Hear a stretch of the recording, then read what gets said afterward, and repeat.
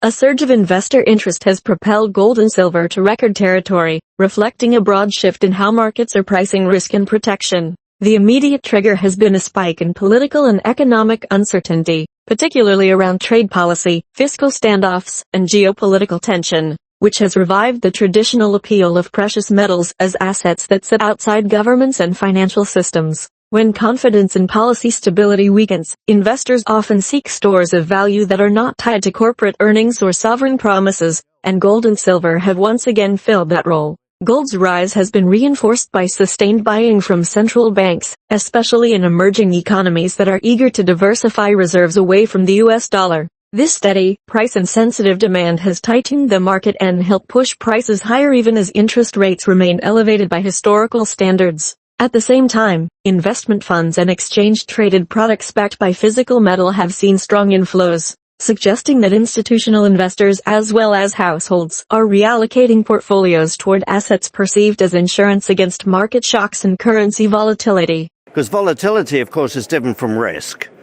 We can avoid risk in companies, but you can't avoid volatility. That's inherent in this sector.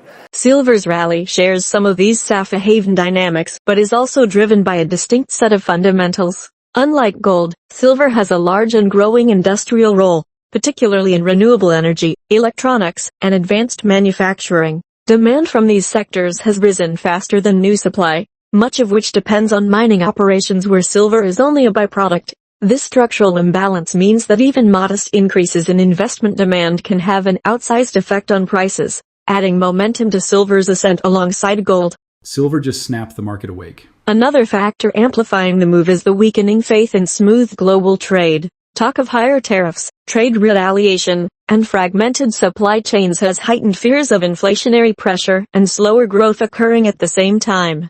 Precious metals tend to benefit in such environments because they are seen as hedges against both rising prices and financial instability. Recent gains suggest that markets are not simply reacting to one headline, but repricing a longer period of elevated uncertainty.